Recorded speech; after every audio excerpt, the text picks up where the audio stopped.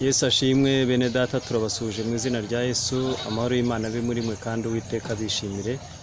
Tubaye ikaze kuri channel yitwa Kuba Uwiteka ari bo Bwenge TV. Amazina ni Rusinya Emmanuel. Tunejejwe n'Imana ko iduhaye umunsi mwiza kugira ngo tuganire ijambo ry'Imana. Imana yo mu ijuru igira neza kandi Imana iratabara. Imana yacu ni Imana isubiriza igihe. Ni Imana ijimara umuntu agahinda. Ni Imana igirengera umuntu ikamukuraho urubwa, ikamukuraho igisuzuguriro. Ni Imana yubaka, ni Imana ishobora ibintu byose. Ni Imana itanga agakiza. Icyo nicyo kibanze kandi gikomeye, ni naryo shimwe rikomeye mfite. Ndashimira Imana ko Imana itanga agakiza. Ndashimira Imana ko Imana idukunda urukundo ruruta urw'umubyeyi akunda umwana we. Ndetse ugeze ivuga kwa Yesaya ivuga ko umubyeyi ashobora kwibagirwa uwo yibyariye ndetse no kumwonsa akaba yabyibagirwa rwose nanamubabarire. Ibyo bibaho, ibihamya n'ibimenyetso turabifite, ariko Uwiteka aravuga ngo jewe Uwiteka ntabwo nzakwibagirwa. Wowe namenye, wowe namaze kwakira, wowe namaze guca nk'imanzi, guca imanzi mu biganza byanjye, ntabwo nzakwibagirwa. Imana yacu ni umubyeyi, Imana yacu ni urukundo. Niyo mpamvu ijambo rivuga ngo ukunda azimana ariko udakunda nazimana. Imana itugirire neza. Tubahaye ikaze mwese abanyarwanda n'abanyarwandakazi bari mu Rwanda n'abari hanze y'u Rwanda. Imana ibaha umugisha kandi Uwiteka abanezeze. Uwiteka abagire neza, abarwayi abakize kandi abari mu nzu z'imbohe turabihanganishije. Rwose igihe nikigera bihano mwahawe muzasohoke kandi naho ngaho mukorera Imana. Abakoze ibyaha mu byihane kugira ngo Imana ibabarire, kuko bafunga umuntu w'inyuma ntago bafunga uw'imbere. Bafunga uw'inyuma ntabwo bafunga uw'imbere. Hanyuma ushobora kuba ufunze uraho uzira ibyo wakoze, koko ihane ubabarirwe. Ndetse hari na gahunda iriho ya leta yo kwihana ugasaba imbabazi ibyo wakoze, ukagabanyirizwa ibihano cyangwa se ukanababarirwa. Imbabazi za perezida cyangwa se Imana imukoreyemo rwose akabarekura bagataha.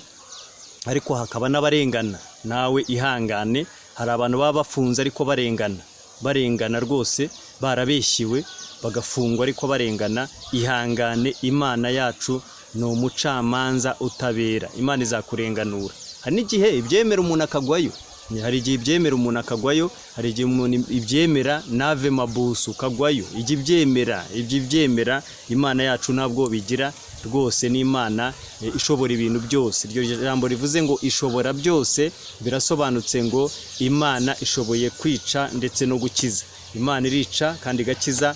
Imana ishyira ikuzimu, Imana ikurayo, Imana ibeshaho, kandi mu by'ukuri Imana ibyo byose yabikora bigakunda. Rero dushimiye Imana ku bwanyu.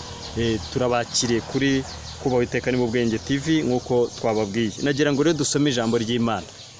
Dusome ijambo ry'Imana, hanyuma Imana izibane natwe muri iri jambo ry'Imana kugira ngo tuganire ijambo ry'Imana ariko dushyigikiwe n'imbaraga z'Imana yacu. Hano Luka ubutumwa bwiza, hanyuma turasoma mu gice cya mbere umurongo wa 23. Umurongo wa 23, hanyuma dusome twumve uko Imana ivuganye natwe. Luka igice cya mbere umurongo wa 23. Iminsi y'imirimo ye ishize asubira iwe. Iminsi y'imirimo yishize asubira iwe. Mana turagushimiye, iri ni ijambo ryawe. Nyemerera unshoboze kurivuga nk'uko riri, kandi abaryumva ubahe kusobanukirwa no kuryumvira mu izina rya Kristo Yesu. Amen. Uyuvuzwe ninde? Uyuvuzwe ninde? Uyuvuzwe ninde? Cyangwa se uyu Bibiliya irimo kuvuga wasubiye iwe ninde? Iminsi y'imirimo yishize asubira iwe. Iminsi y'imirimo ye ishize asubira iwe. Uyu ni Zakariya wari umutambyi. Zakariya wakoraga mu gihe cye nk'uko ijambo ry'Imana ribitwereka ko igihe cye cyageze, ko yari umutambyi umwe mu batambyi bari benshi.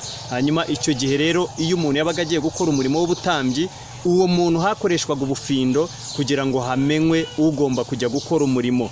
Ubufindo bwerekanye rero ko Zakariya ari ugomba kujya gukora umurimo.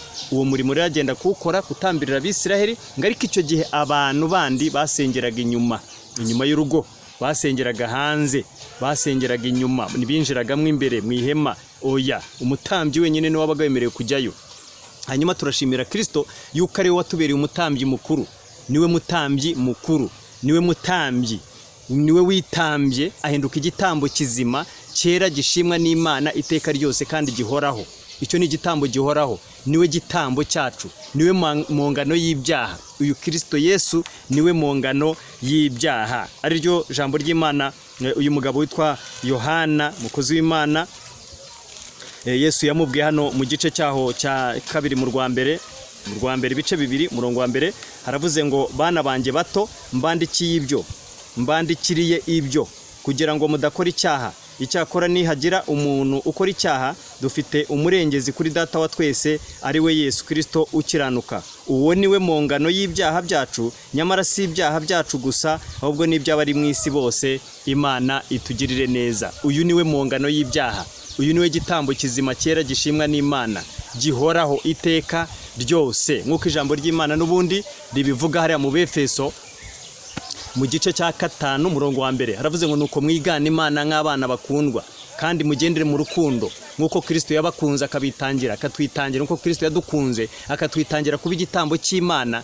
n'umubabwa uhumura neza. Bivuze ngo Kristo niwe gitambo kizima. Hanyuma rero uyu iyo yabaga agiye gutambirira abantu cyangwa se gukora umurimo we, yabanzaga nawe kubanza kwiyeza, akabanza kwitambirira, akabanza kwisabira kugira ngo Imana imubabarire. Yitambiriye iki? Igitambo, kugira ngo akurweho ibyaha, akurweho guhumana, akurweho gukiranirwa, hanyuma abone kujya gutambirira abandi. Ariko nawe ubwe yabanje kugira gute? Kwitambirira, kugira ngo Imana itamureba nabi. Kuko kiriya gihe umuntu yajyaga imbere y'Imana akajya gukorera Imana, akayikorera cyangwa se akajya gukora umurimo, ariko afite ibyaha, yagwagayo muri iryo hema, yarahagwaga, yarinjiraga, yamara kwinjira kugira ngo baze kumukurura, kuko batabaga bemerewe kwinjirayo, bamuhambiraga umugozi cyangwa se yihambiraga umugozi ku kuguru. Unyumvire kuntu ibintu byari bikaze.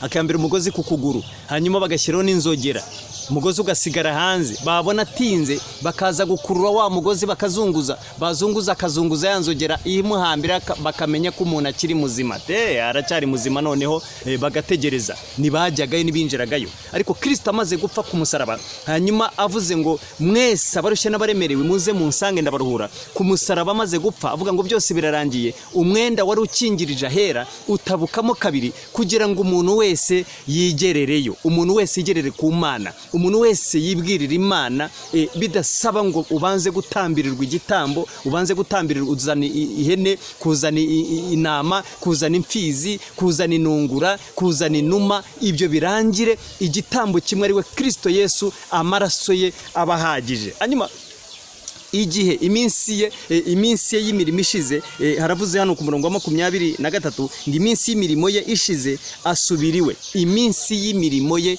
ishize asubiriwe. Nguyu rero umugabo witwa Zakariya, nawe yaje kujyayo n'ubufindo, uko bwamaze kumutoranya uhitamo ko ari ugomba kujyayo nyine. Baragenda, nawe ajya gukora umurimo. Agiye gukora umurimo, arimo akora umurimo, hanyuma ngo abona marayika amuhagaze uruhande. Iyo usomye ijambo ry'Imana usanga ikiganiro marayika yagiranye na Zakariya. Hano guhera mu gice cya mbere umurongo wa 5 haravuze ngo ku ngoma ya Herode umwami w'i Yudaya hariho umutambyi witwaga Zakariya wo mu mugabane wa Abiya, wari ufite umugore wo mu bakobwa ba Aroni witwaga Elizabeti. Bombi bari abakiranutsi imbere y'Imana, bagendera mu mategeko n'imihango by'umwami Imana, byose ari inyangamugayo. Kakanu bari inyangamugayo, ariko abantu batakaje ubunyangamugayo. Ariko ntibagiraga umwana kuko Elizabeti yari ingumba, kandi bombi bari bageze mu zabukuru. Nuko ubwo Zakariya yari agikora umurimo w'ubutambyi imbere y'Imana, kuko umugabane we utahiwe n'igihe, ubufindo buramufata nk'uko umugenzo w'abatambyi wari uri, ngo ajye mu rusengero rw'Uwiteka kosa imibavu. Muri icyo gihe cyo koserezamo imibavu, rubanda rwasengeraga hanze, maze marayika w'umwami Imana amubonekera ahagaze iburyo bw'igicaniro cy'imibavu. Zakariya amubonye arikanga, agira ubwoba. Ariko marayika aramubwira ati witinya Zakariya, kuko ibyo wasabye byumviswe. Umugore wawe Elizabeti azakubyarira umuhungu, uzamwite Yohana. azakubera umunezero n'ibyishimo, kandi benshi bazanezererwa kuvuka kwe, kuko azaba mukuru imbere y'Umwami Imana. Ntazanywa vino cyangwa igisindisha cyose, kandi azuzuzwa umwuka wera ahereye akiva mu nda ya nyina. Benshi mu Bisirayeli azabahindurira ku Mwami Imana yabo, azagendera imbere yayo mu mwuka n'ububasha bya Eliya, azasanganya imitima ya base n'iy'abana n'abatumvira Imana, azabayobora mu bwenge bw'abakiranutsi ngo ategure ubwoko bwatunganirijwe Umwami Imana. Zakariya abaza marayika ati, ibyo nzabibwirwa n'iki ko ndi umusaza n'umugore wanjye akaba ari umukecuru? Marayika aramusubiza ati, ndi Gaburiyeli uhagarara imbere y'Imana, kandi natumwe kuvugana nawe ngo nkubwire ubwo butumwa bwiza. Nuko dore uragobwa ururimi, kandi ntuzabasha kuvuga kugeza umunsi ibyo bizakuberaho, kuko utemeye ko amagambo yanjye azasohora mu gihe cyayo. Abantu bategereza Zakariya batangazwa nuko atinze mu rusengero, maze asohotse ntiyabasha kuvugana nabo. Bamenya yuko hari icyo yerekewe mu rusengero, akajya bacira amarenga, akomeza kuba ikiragi. Iminsi y'imirimo yishize asubira iwe, Imana itugirire neza. Mwumvise rero amakuru meza, ubutumwa yarazaniwe. Umugabo witwa Zakariya azanirwa ubutumwa, ariko n'iki gitumye agobwa ururimi. Yabwiwe arakomeza agera gute? Arashidikanya, ubwo bizashoboka bite? Ubwo bizagenda bite? Imana ishobora byose. Imana ishobora ibintu bingahe? Byose. Yabisobanuye umukobwa witwaga nde? Mariya. Bizagenda bite? Noneho we bikomeye kurusha nande? Na Zakariya. Yabwiwe ngo iki? Hano igice cya mbere murongo wa 26 turavuze ngo mu kwezi kwa gatandatu marayika Gaburiyeli atumwa n'Imana mu mudugudu w'i Galilaya witwa i Nazareti, ku mwari wari warasabwe n'umugabo witwaga Yosefu mu nzu ya Dawidi. Izina ry'uwo mwari ni Mariya. Amusanga aho yari ari, aramubwira ati, ni amahoro uhiriwe, Umwami Imana iri kumwe nawe. Ariko we ahagarika umutima cyane w'iryo jambo, atekereza iyo ndamutso icyo ari cyo. Marayika aramubwira ati, witinya Mariya, kuko uhiriwe ku Mana, kandi dore uzasama inda, uzabyara umuhungu, uzamwite Yesu. Azaba mukuru, azitwa umwana w'Isumba byose, kandi Umwami Imana izamuha intebe y'ubwami ya sekuruza Dawidi, azima mu nzu ya Yakobo iteka ryose, ubwami bwe ntibuzashira. Mariya abaza marayika ati, ibyo bizabaho bite ko nararyamana n'umugabo? Marayika aramusubiza ati, umwuka wera azakuzaho, n'imbaraga z'Isumba byose zizagukingiriza, nicyo gituma uwera uzavuka azitwa umwana w'Imana. Nabyumvise? Zakariya afite umugore. Ni iki gituma arimo kwibaza ngo ibyo bizashoboka bite? Ngo ndashaje. Urashaje se? Urusha Imana ubukuru? Urashaje se? Ufite imyaka ku buryo mu minsi 2-3 Imana iriba yamaze gusimburwa, hagiyeho indi, ku buryo ibyivuze itari bubikurikirane ngo ibirinde izabisohoze. Hanyuma rero ndashaka kukubwira iki? Ahubwo igihe ufite gikoreshe neza. Wipimira Imana uko igomba kugukorera, wihereza Imana igihe. Ahubwo w'igihe ufite gikoreshe neza. Imbaraga z'Imana zizakuzaho, umwuka wera azakuzaho, imbaraga z'Imana zizagukingiriza. Hanyuma rero nicyo gituma umwana uzavuka azitwa umwana w'Imana. Imbaraga z'Imana ziriho, imbaraga z'Imana ziracyakora, imbaraga z'Imana ziracyarema, imbaraga z'Imana ziracyabeshaho, imbaraga z'Imana ziracyatanga agakiza, imbaraga z'Imana ziracyahindura, imbaraga z'Imana ziracyashoboza umuntu kwihana, imbaraga z'Imana ziracyashoboza umuntu kwera imbuto zikwiriye abihana, imbaraga z'Imana ziracyakora. Niki gituma ushidikanya?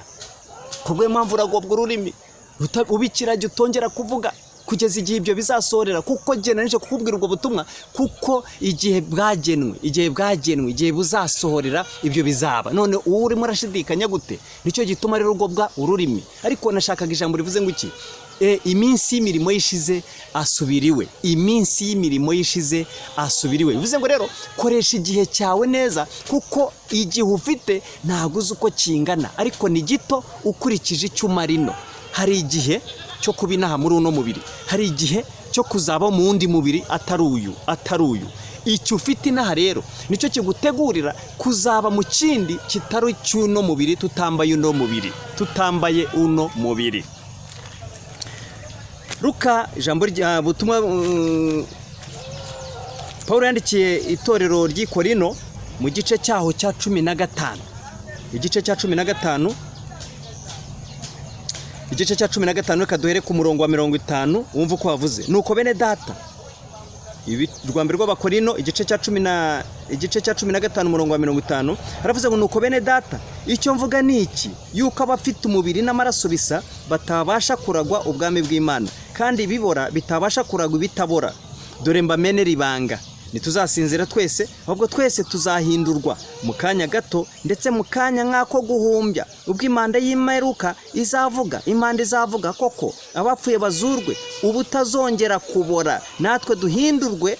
Kuko uyu mubiri ubora ukwiriye kuzambikwa kutabora, kandi uyu mubiri upfa ukwiriye kuzambikwa kudapfa. Ariko uyubora numara kwambikwa kutabora, n'uyupfa ukambikwa kudapfa, nibwo hazasohora rya jambo ryanditswe ngo urupfu rumizwe no kunesha. Warupfuwe, kunesha kwawe kurihe? Warupfuwe, urubori rwawe rurihe? Ibyaha nibyo rubori rw'urupfu, kandi imbaraga z'ibyaha ni amategeko. Ariko Imana ishimwe iduha kunesha kubw'umwami wacu Yesu Kristo. Nuko bene data bakundwa, mukomere mutanyeganyega, murushaho iteka gukora imirimo y'umwami, kuko muzi yuko umuhati wanyu atari uw'ubusa ku mwami. Ariko reka nsubire inyuma gatoya, hano ku murongo wa 42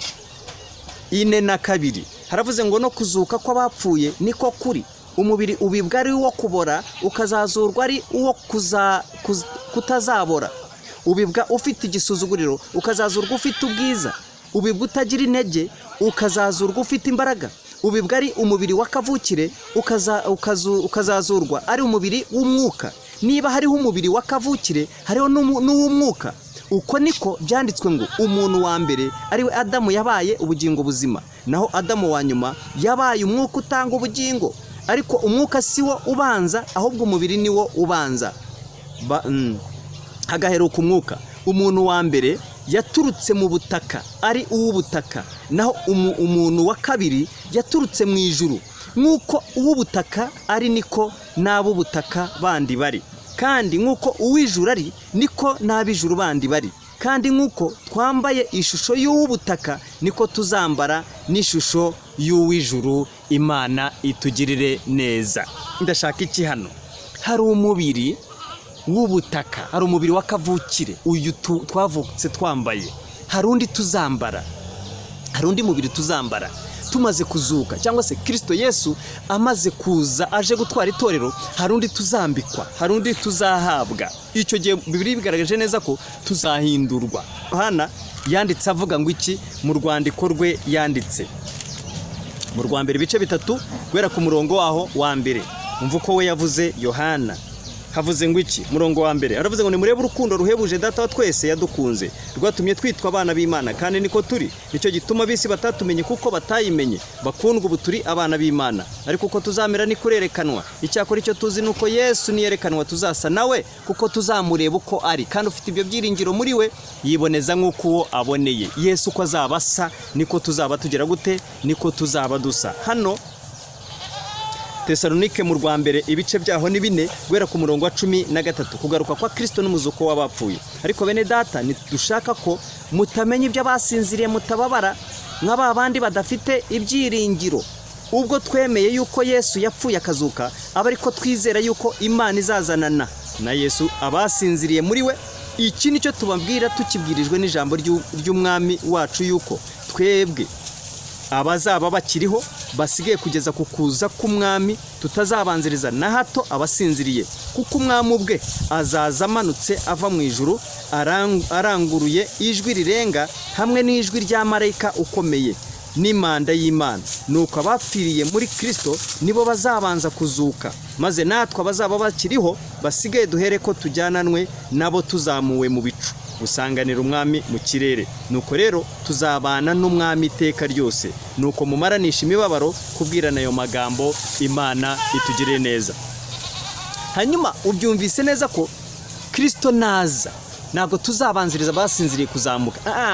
ahubwo abasinziriye barize Kristo umwami n'umukiza nibo bazabanza gukanguka bave aho bari, hanyuma natwe abazaba bakiriho duhindurwe nk'uko Paul yabivuze hariya mu rwa mbere yandikiye Abakorinto 15 guhera 50 kumanuka hepfo. Natwe dore ko duhindurwe mu kanya gato nk'ako guhumbya, tuzamuranwe na babandi, tuzamukane na babandi, tujye gusanganira umwami wacu.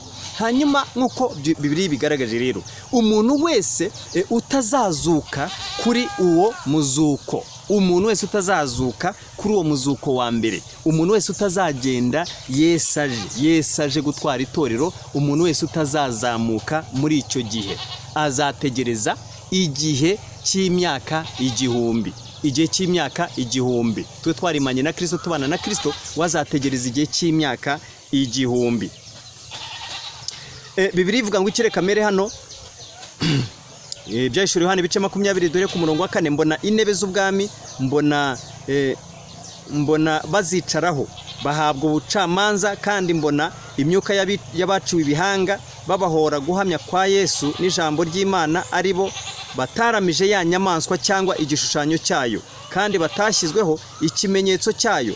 Barazuka bimana na Kristo imyaka igihumbi. Uwo ni wo muzuko wa mbere. Abapfuye basigaye nibazuka iyo myaka igihumbi itarashira.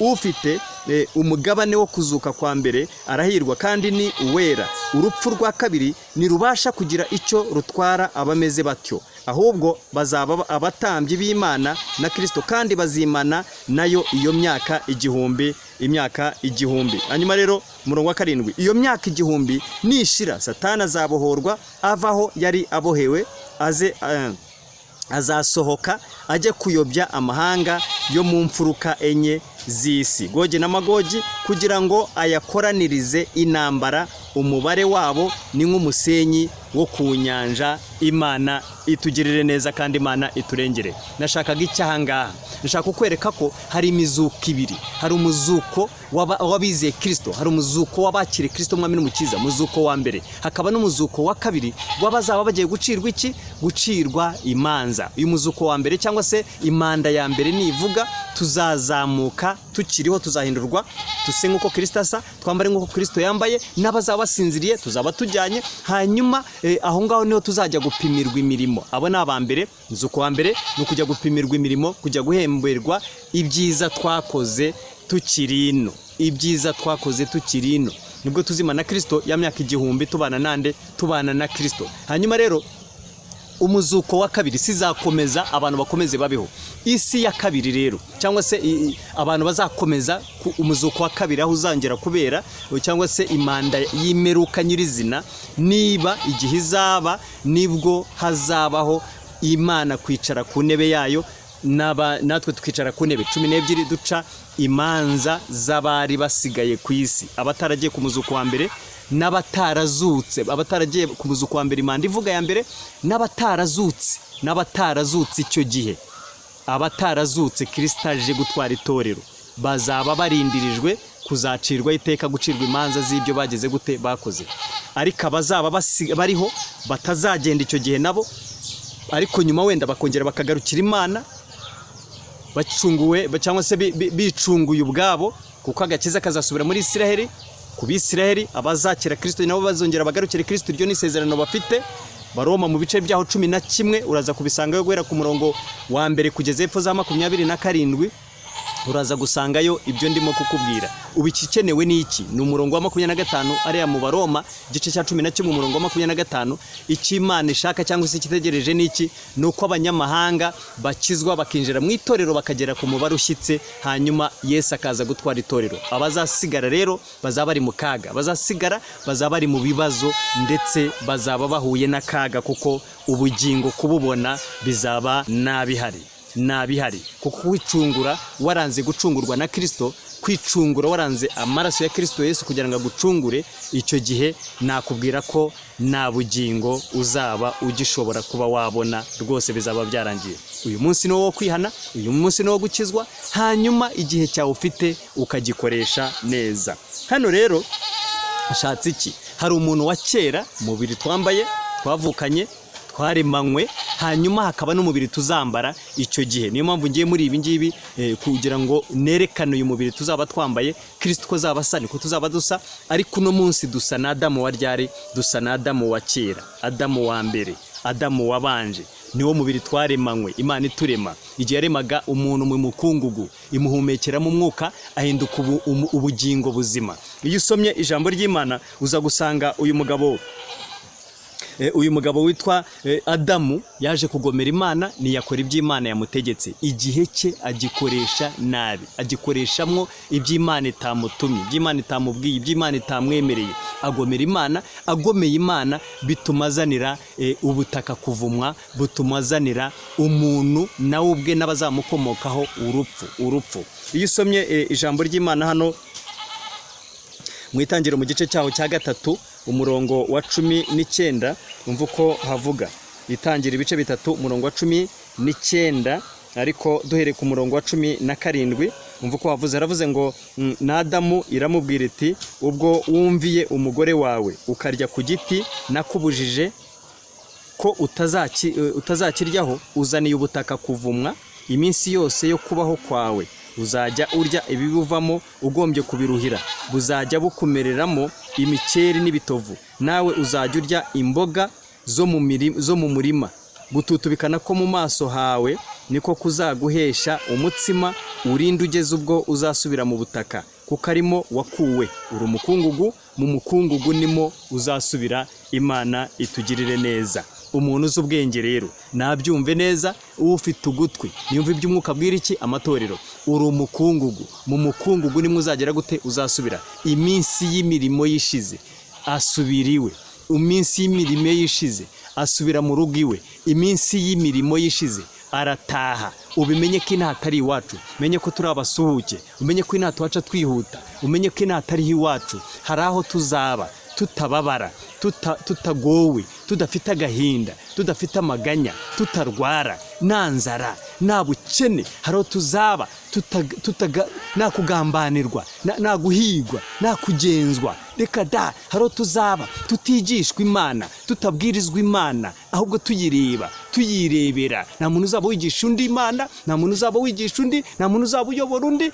Umuyobozi azaba ari Imana, umushumba wacu azaba ari Kristo. Imana yacu ishimwe kandi Imana yacu itugirire neza.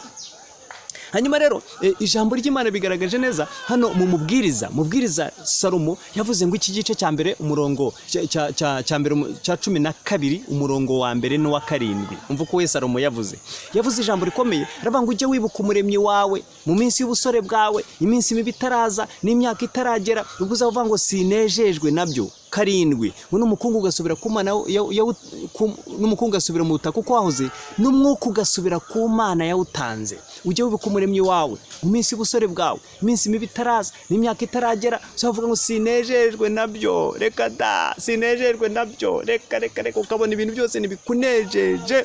Sinejejwe nabyo. Ngo n'umukungu ugasubira mu butaka uko wahoze, n'umwuka ugasubira ku Mana yawutanze. Ubimenye ko umukungu uzasubira mu butaka uko wahoze, umwuka uzasubira ku Mana yawutanze.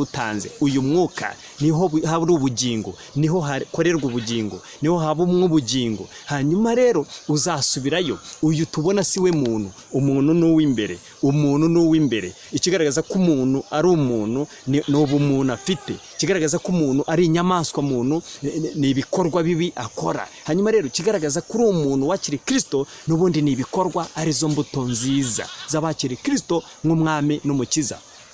Yohana yavuze ijambo rikomeye.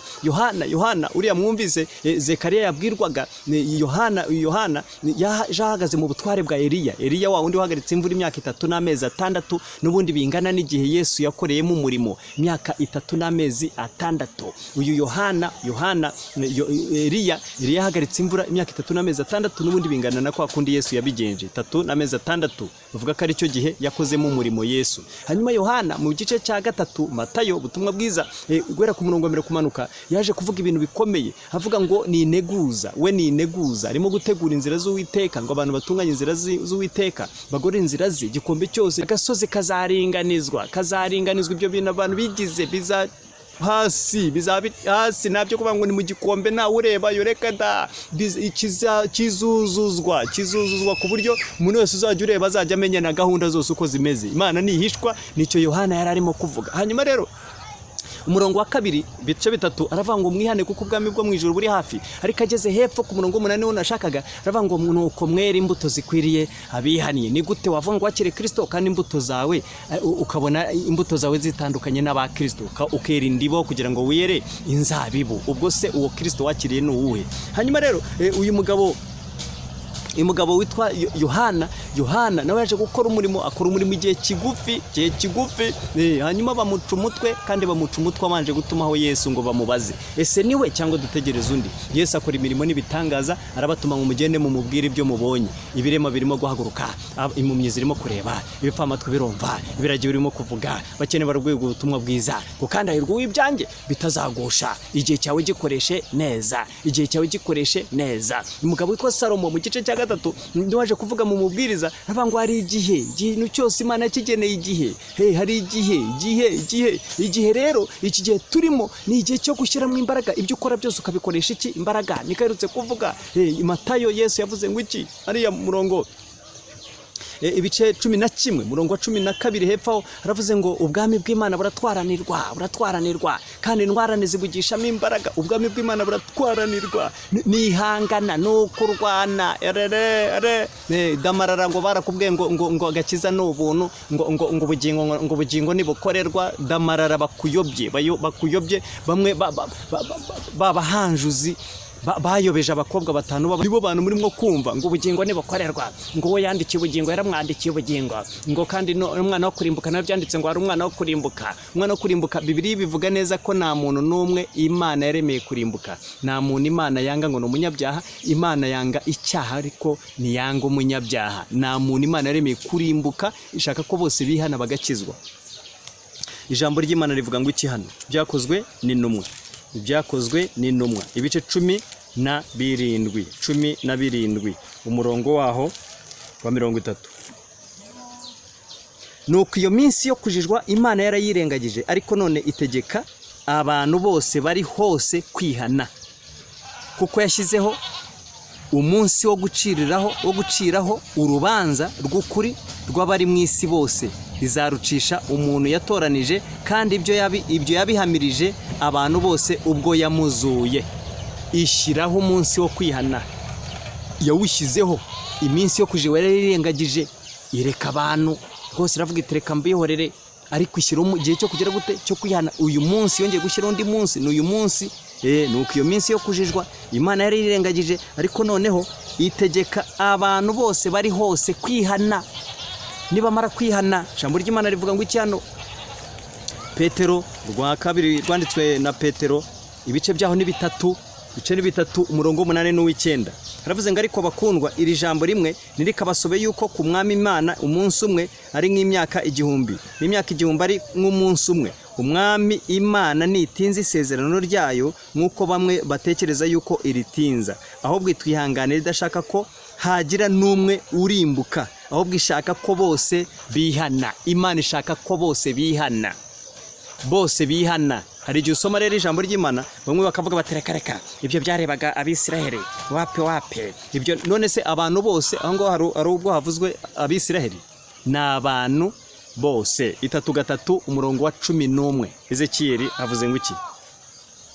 11 haravuze ngo ubabwire uti umwami Uwiteka aravuga ati, ndirahiye sinezezwa no gupfa k'umunyabyaha, ahubwo nezezwa nuko umunyabyaha ahindukira akava mu nzira ye maze akabaho.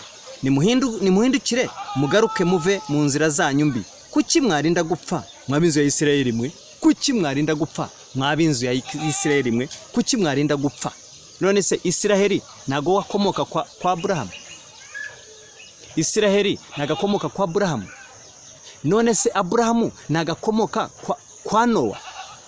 None se Nowa ntabwo akomoka kwa Adamu? None se urumva hari Adamu w'Abisiraheli, hakaba Adamu wa Nowa, hakaba Adamu w'abirabura twebwe, hakaba Adamu w'Abanyarwanda, w'Abakongomani, w'Abafaransa, w'Abazungu. Hari Adamu wabyaye abo niyabyara n'Abisiraheli. Kristo ni uwa bose kandi ari hose. Kristo ni umwe, Yesu Kristo ni umwe. Bivuze ngo abamwizera bagendera amategeko amwe, abamwanze n'ubundi bagenda amategeko amwe y'umubi wa Satani nyine. Ijambo ry'Imana rivuga ngo icyano. Abefeso, reka dusome hano mu gice cya 2 umurongo waho wa 1 n'uwa 2. Aravuze ngo namwe yarabazuye mwebwe abari bapfuye muzize ibicumuro n'ibyaha byanyu, ibyo mwagenderagamo kera mukurikiza imigenzo y'isi, mugakurikiza umwami utegeka ikirere ari we mwuka ukorera mu batumvira. Umwuka ukorera mu batumvira n'uwo mwami utegeka ikirere ni Satani, nibo barangi mujya mwumva. Umwuka ukorera mu batumvira. Ariko Yesu avuze ngo iki avugiye mu mugabo witwa Yohana mu rwa mbere ibice 4 umurongo wa 4. Mu rwa mbere rwanditswe na Yohana ibice 4 umurongo waho ni uwa 4. Umva uko havuze. Haravuze ngo bana bato murabe Imana kandi babandi mwarabanesheje, kuko uri muri mwe aruturi mu bisi. Abo ni abisi, nicyo gituma bavuga iby'isi, abisi bakabumvira. Ariko twebweho turi ab'Imana kandi uzi Imana aratwumvira, naho utari uw'Imana natwumvira. Icyo nicyo kitumenyesha umwuka w'ukuri n'umwuka uyobya uwo ari wo. Umwuka uyobya uwo ari wo. Umwuka uyobya ni uwuhe?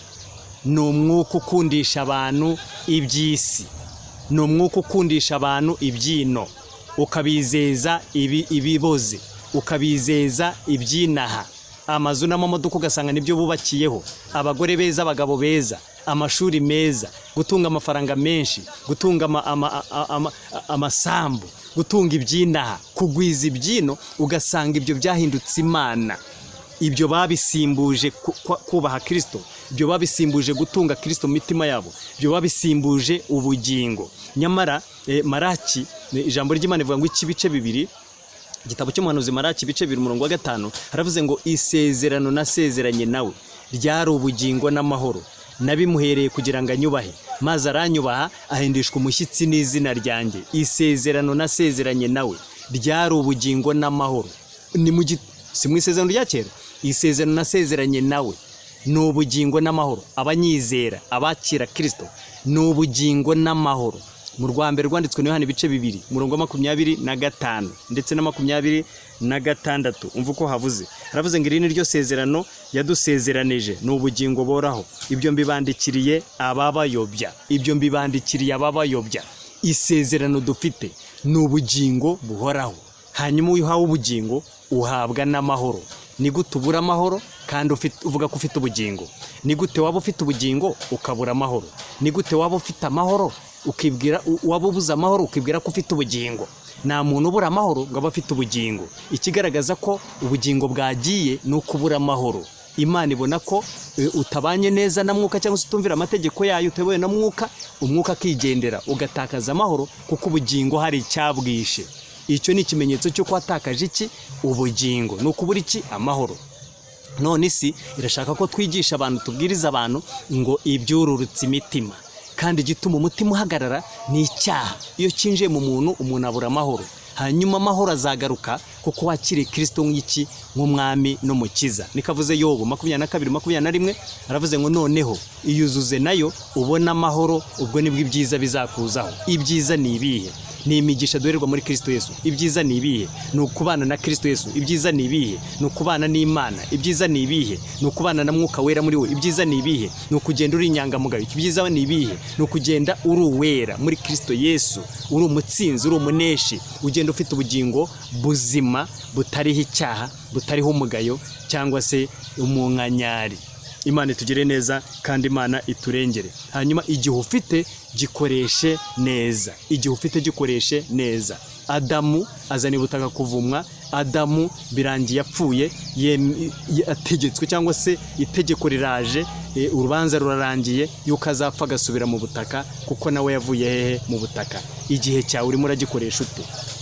Igihe cyawe urimo uragikoresha ute? Urimo urakora ibiki? Uri mu bihe? Ko iminsi yawe nishira uzasubira iwawe.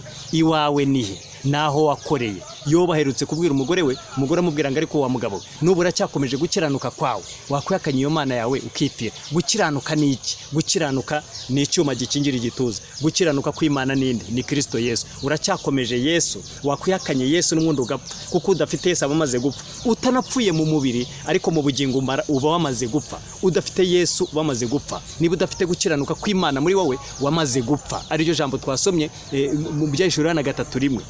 Urwandiko rwandikiwe ab'Isarudi, bafite izina ry'uko bariho nyamara bakaba ari intumbi, kuko nta gukiranuka kw'Imana kuri muri bo.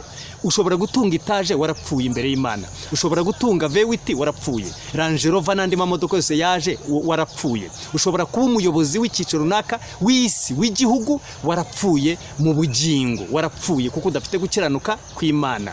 Kagakene kagatindi kandi katabona na kwa kundi n'ibyakumanywa na nijoro kubibona ari ikibazo karya rimwe, ari kazima mu buryo bw'umwuka, ari kazima mu bugingo, Imana ikishimira kuruta igikire cy'ikigenge. Kagakene Imana akaba ariko yemera, yagire bikavuga mfite umukiranutsi wanjye mu isi, mfite umukiranutsi wanjye nemera, mfite umukiranutsi wanjye unyiranukira aho bamureba n'aho batamureba, mfite umukiranutsi wanjye unyiranukira afite ibintu cyangwa se atanabifite, mfite umukiranutsi wanjye ndamufite. Igihe cyawe urimo uragikoresha ute? Ese ko Imana yaguhaye byose, ni iki gituma utarimo gukora iby'Imana ishaka? Ubutunzi bwawe kuki utarimo kubukoresherezamo Imana?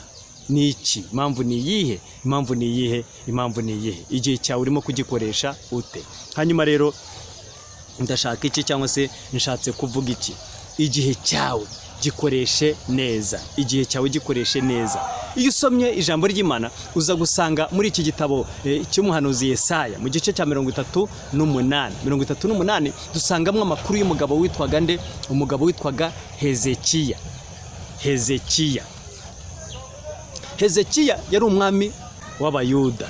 Hanyuma uyu Hezekiya aza kurwara, arwaye Imana ituma Yesaya pana Yesayi ni se wa Dawidi. Yesaya umuhanuzi mwene Amosi iramutuma iti nyaruka, genda ujye ku mugabo witwa Hezekiya umwami, genda umubwire ngo nategeke ibyo mu rugo rwe, nategeke iby'inzu ye, kuko agiye gupfa. Igihe cye cyarangiye, igihe namuhereye kuyobora cyarangiye, kugira ngo ayobore abantu, ababwiza ukuri, ayobore cyarangiye. Igihe namuhereye cyo kuba umushumba kugira ngo akore umurimo abwiza abantu ukuri, abageze kuri Kristo Yesu cyarangiye. Igihe cy'ubudiyakoni namuhaye ubudiyakoni ngo adiyakone neza. Hanyuma igihe cye cyarangiye, cyane umubwire ngo igihe cye cyarangiye. Mwene data mukundwa udukurikiye kubaho iteka n'ubwenge TV, igihe kijya kikarangira. Iryo jambo nakubwiye ngo mubwirize yaravuze ngo hari igihe n'igihe cyacyo, kandi Imana ikintu cyose yakigeneye igihe. None urimo gupfusha ubusa igihe, kandi bari ikintu gihenze cyane ni igihe. Bajya bavuga ngo umwanzi w'igihe ngo ni iki? Ni amasaha. Reka da, ahubwo wowe ubwawe niwe waba umwanzi w'igihe, kuko igihe cyawe ugomba kugikoresha neza. Umwanzi w'igihe si amasaha, kuko n'ubundi igihe, isaha ibarira mu gihe, ikorera mu gihe. Hanyuma rero hari umwami utegeka igihe, hari umwami uyobora igihe. Icyo gihe rero ugomba kugikoresha neza. Hari abakoresha igihe cy'amanywa bakagikoresha nabi, hakaba abakoresha igihe cy'ijoro bakagikoresha nabi. Bamwe ku manywa bakiyerekana neza, ibyo bakoze neza ku manywa, ninjoro bakajya kubihindura bakabikoresha nabi. Umuntu ugasanga ari yarigize gutya, ariko ugasanga ninjoro arara ku mazu y'abantu acuragura, ariko ku manywa mubona ukabona rwose.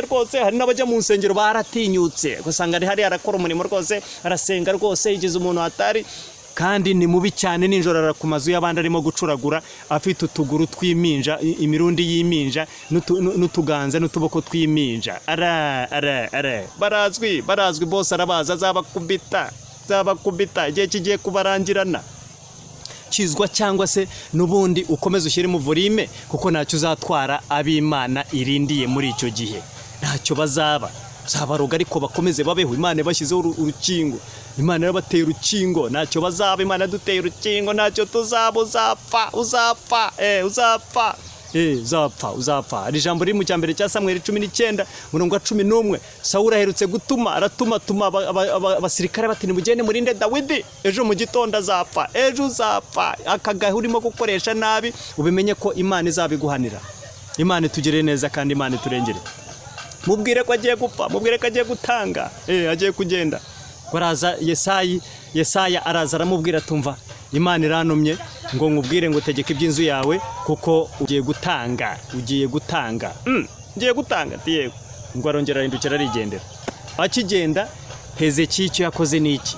Ngo yarahindukiye areba ivure. Guhindukira ukareba ivure bisobanura iki? Umva ko ijambo rivuze. Ibyakozwe ni n'umwa 3:19. Hari ijambo rivuze ngo nuko mwihane muhindukira ibyaha byanyu bihanagurwe iminsi yo guhemburwa ubone uko izituruka ku mwami Imana. Nukuva mu byaha, nuko byihana ukabireka ukabitera umugongo. Bya bindi wakora ukabireka, bwa bugambanyi ukabureka, bwa bugomu ukabureka, bwa businzi ukabureka. Amagambo ukayareka. Kujya mu bapfumu kabireka, ibyo watabye mu rugo. Ubo bantu batabye ibintu ariya barataba ku misego, abandi bataba mu mbuga, abandi bataba mu marembo, abandi bataba mu nzu zabo, mu mafondasiyo bo bajya kubaka. Abandi hari ibihugu nigeze igihugu narabagamo hari hakurya hariya bajya bashyiramo imitwe y'abantu bagatabamwe abantu, bagataba abantu bakabasadaka cyangwa se kubatamba ibitambo kugira ngo iyo nzu itazagwa ngo izakomere. Ninakwambia Imana byose irabizi igihe cyawe urimo kugikoresha nabi.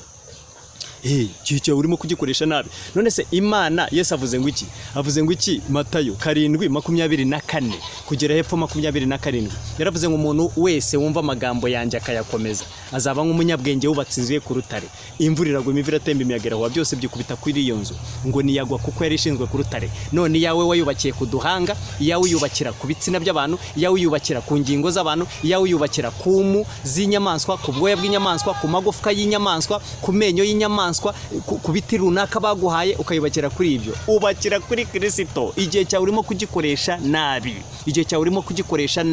Niyo mpamvu mubona abenshi mugenda muhura n'ibibazo bitewe n'imihango mwakoze, nimumenye icyo Satani akoze akabatwaye ubugingo bwanyu, cyangwa se mutanze abana banyu n'imiryango yanyu.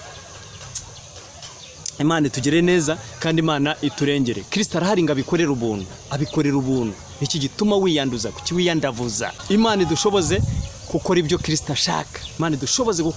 ashaka. Amaze kureba ivure ngo ararira ati Imana ibuka, nagendaga mbere yawe. Imana ibuka, harabona afashije. Hari inka merutse gutanga 5 hariya, hari ahandi nashaka gutanga izindi nka 50, unyongera ikindi gihe. Mana, hari abapfakazi narafasha, nafashije 2, ariko harabona nashaka kubakira amazu nka 80. Mana, harabona gure mituweli 6, ariko unyongeye ikindi gihe nagurira abandi nka 300. Uwo mushinga nari ndimo kuwupanga. Mana, ibuka. Wowe uributse iki? Uributse ubugome se? Uributse ubugome, nzangano, kubesherana, amatiku, gusebanirizanya mu byongorerano, nakurwa kwizima, birenza amagambo y'Imana, guca imanza, ubugome. Iribukira kuki? Ku butinganyi. Iribukira ku busambanyi. Irakwibukira kuki? Yenda wararunze mu mavarisi yatoye n'uruhumbu nunayibuka. Reka se nakubwira, urya wenyine n'urusamba ugafata n'akawungo kayimara, ni wahaho n'umuturanyi nini gusa. Kuse uributse iki? Hezekiya yibukije imirimo hari iyo yakoze, ariko yabwira Imana ko ari indi yari atarakora, ni mwongere igihe yayikora. Imana yongerera kuri Yesaya, iramubwira ati Yesaya ati karame, numvise Hezekiya, ndamwumvise aranakiye, kuko asenze adafite ikinyanga, asenze adafite icyaha. Asenze yamaze kwihana. Hanyuma rero genda umubwire ngo kukubaho kwe nzongeraho indi myaka 15. Nzongera indi myaka 15. Umugabo akimara kubibwirwa rero ati ibyo ndabyumvise, ariko se nubwo bimeze bityo, mu by'ukuri ikimenyetso ni ikihe? Icyanyereka ko ku munsi wa 3 sazamuka nkajya mbere y'Imana nk'uko bimbwiye ni igiki? Ndagira ngo kimbwire. Yesaya turashaka ikihe kimenyetso? Dore icyo Imana imbwiye. Irambwiye ngo dore aho izuba rigeze. Hanyuma urashaka ko igicucu cy'izuba aho rigeze ikimuri gisunika ikijyana imbere intambwe 10, cyangwa se gisubiza inyuma intambwe 10? Urashaka iki? Hezekiya tumva kujya imbere n'ubundi risanzwe rijya imbere, ibyo nta kidasanzwe, ahubwo nirisubira inyuma. Igicucu nigisubira inyuma intambwe 10. Ngo ako kanya igicucu gisubira inyuma intambwe 10. Ako kanya avuga ati icyo ni ikimenyetso Imana igize gute? Iguhaye yuko ibyo ivuganye nawe izabisohoza. Atandukanye nande n'uriya musaza twasomye Zakariya mo kuva nk'ibyo bishoboka bite. No gusaba ikimenyetso niyagisaba, ahubwo ati ibyo bishoboka bite. Akomeza yiburanya gusa ara. Hezekiya yagize ubwenge, agezera gute? Arasenga. Akimara kubwira ibyo rero, Yesaya yisubirira mu nshingano ze, arikomereza komeza umurimo. Umugabo nibwo yanditse aravuga ati rero umva, kuva uyu munsi nari mpfuye, nari ngeze piriya ikuzimu, manuka njya muri rwa rwobo, abagikuzimu nibagushima, ariko kuva uyu munsi yewe nzajya ngushima, ngende niyoroheje, ikuzimu ko batagushima, nijye ugushima nk'uyu munsi, Imana we nzajya ngenda niyoroheje, kuko mbibonye ko imibabaro yanjye, agahinda kanjye wakabyajemo iki? Kungirira neza, wakabyajemo ubugingo, kuko utemeye ko ubugingo bwanjye burimbuka.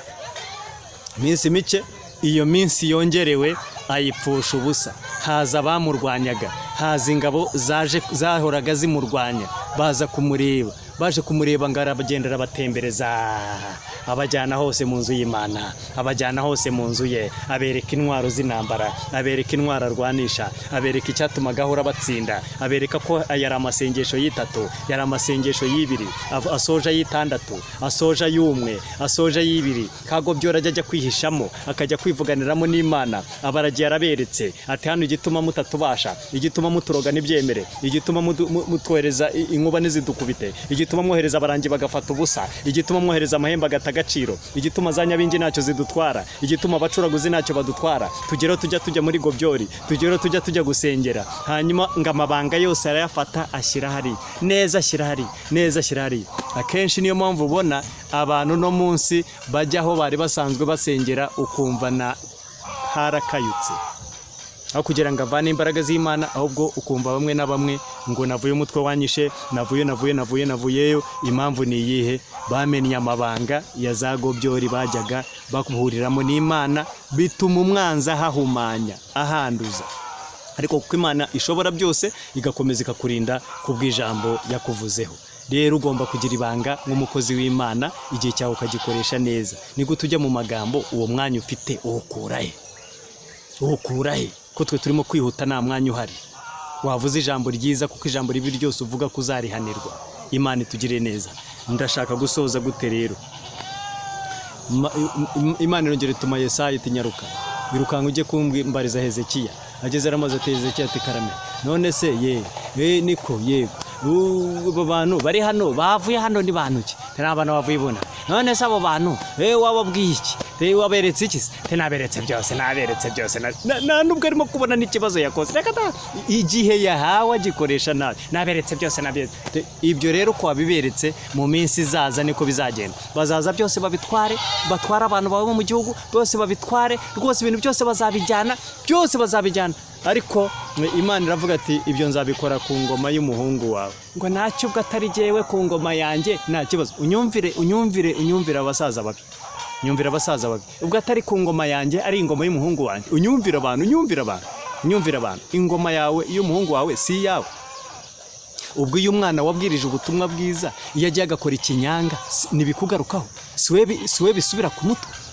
Kweri nta kibazo, ubwo jyewe nzaba nakiyobora, nta kibazo bite rwose, ubwo atari jyewe uyobora. Byitirirwa n'ubundi izina ry'Uwiteka, bitukisha izina ry'Uwiteka.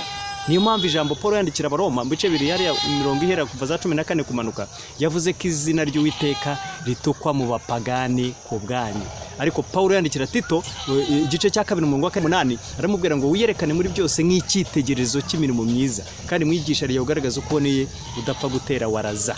N'ijambo riyo ribere zima ritariho umugayo, kugira ngo umuntu uri mu ruhande rw'ababisha mwaratabonye ikibi yakuvu. Ariko abantu ubu ciro ry'umugani kuvuga ngo uri murokore, yababa we murokore, bamurokore bashinze ubare, bamurokore basinda, bamurokore basambana, bamurokore bakora bya bintu, bamurokore bakikira, bamurokore bambara, bamurokore bakugira ngo nyizwe nk'abariya ntabyihore, bamurokore babaye bamurokore wahesheje Imana icyubahiro, ko nawe Imana izakubahisha. Kari kivuze mu cyambere cya Samuel 2:30, uyubaha wese izamwubaha, izanamwubahisha, ariko uyisuzugura wese azasuzugurwa. Imana itugire neza, kandi Imana iturengere. Igihe cyawe gikoreshe neza. Yaje gusoza nabi Hezekiya, nyamara yahawe iki? Yahawe indi myaka 15, ariko ikoresha nabi. Wowe igihe cyawe gikoreshe neza. Mubwiriza ibice 11 umurongo hari wa mbere, ho haravuze ngo kora ibyiza ugifite uburyo. Hanyuma umubwiriza ibice byaho 6 umurongo waho wa mbere, titiri hari ravuze ngo iherezo rya byose ni urupfu. ariko igice cya 11 umurongo wa mbere titiri hari haravuze ngo kora ibyiza ugifite uburyo, kora ibyiza ugifite uburyo, umwanya wawe ukoresha nabi. Yerutse gutuma Nowa, iramwira iti Nowa, ngiye kurimbura isi, ndimbure n'ibiriho, ngiye kurimbura ibintu bituye ku isi, ndimbura abantu n'ibintu. Hanyuma niwe mbonye ukiranuka, bazi inkuge mu giti cyitwa gofero, bihomesha ubushishi imbere n'inyuma. Hanyuma Imana imuhereza mezire cyangwa se uko iyo nkuge izaba ingana. Uyu mugabo witwa Nowa abikora neza nk'uko Imana yagize gute yabimutegetse. Ariko numara kubaza inkuge wamaze kuyirangiza yose, nzashyiraho agahe k'iminsi 7 nirangira nzashyanisha imvura nyinshi mu isi, ndimbura ibintu byose bifite umwuka w'ubugingo, bihumeka umwuka w'ubugingo mu mazuru. Hanyuma rero ubu turi mu gahe k'iminsi 7, agahe k'iminsi 7 urimo gukoresha ute igihe ufite, igihe cyawe urimo kugikoresha ute? Ko iki gihe turimo ari igihe cy'inyongezo, ni igihe cy'inyongezo. Uyu munsi urimo guhumeka ariko mu kanya byagucanga, uyu munsi urimo guhumeka ariko mu kanya waba uri muri koma, uyu munsi urimo guhumeka ariko mu kanya waba upfuye. Imana yaba yisubije umwuka wayo, igitaka kigasubira mu butaka uko cyahoze. Ese wajya he? Ese wajya he? Ese wagana he? Ese ninde uzakwakira? Ninde uzakwakira? Niko ijambo rivuze ari mu rwa kabiri rw'Abakorinto 6:17, nuko muve hagati y'ababandi mwitandukanye ni Uwiteka avuga, kandi mugakore ku kintu gihumanya, nanjye nzabakira kandi nzababera so, namwe muzambera abahungu n'abakobwa, niko Uwiteka ushobora byose avuga. 22 mu gakiza igitero cya nyuma, indirimbo iravuga ngo igihe cy'isaro gishize abakozi bose bazataha, kandi umwami wabo azabakira ababwire ngo mwakoze neza. Hanyuma iminsi y'imirimo yishize asubiriwe, iwawe uhategura urino, iwawe uhategura ukiri inaha. Yobu nubwo umugore yarimo amutuka amubwira ngo yakane Imana yipfire, yamubwiye ngo navuye mu nda ya mama nambaye ubusa, nzava mu nda y'isi n'ubundi ntacyo njyanye, nambaye ubusa n'ubundi nicyo yaravuze. Uwiteka ashimwe ko ibyo yamaye abyisubije, Uwiteka ashimwe ko yamaye ibintu kandi akaba abyisubije. Ngo muri ibyo byose ntiyagira ikintu na kimwe aherereza ku Mana habe no ku muntu. Bituma Imana imwishima, bituma Imana imwirata. Ndetse na Ezekiyeli 14 umurongo wa 14 yobazamo mu bakiranutsi Imana yemeraga, ibatangira ubuhamya. Avanga igihugu n'ikincumuraho kikankorera icyaha, nkakirambura ukuboko nkakirimburamo ibintu n'abantu, nkatsemba urushingikirizo ari rwo mutsima, ngo naho cyaba kirimo abo bantu batatu. Gukiranuka kwabo kwakiza ubugingo bwabo ni bande? Ni uwitwa Nowa, ni uwitwa Yobu, ni uwitwa Daniyeli. Gukiranuka kwabo kwakiza ubwabo bugingo gusa. Hanyuma igihe cyawe ufite gikoreshe neza, Imana iguha umugisha kandi Imana ikugirire neza. Mana yacu nziza, Mana yo kwizerwa no kwiringirwa, ndagushimiye kubw'ijambo ryawe. Nyemera umuntu wese uryumva umuhe kuryumvira kandi umuhe gukoresha igihe cye neza, mu izina rya Yesu. Abihana ubabarire kandi were none ubahe gufata ingamba ndetse no kurwana intambara nziza yo gukiranuka, kugira ngo bazahabwe iherezo ryiza, ari ryo bugingo wasezeranije abakwizera muri Kristo Yesu. Byose mbisabye nizeye kubikora mu izina rya Kristo Yesu. Amen. Amen.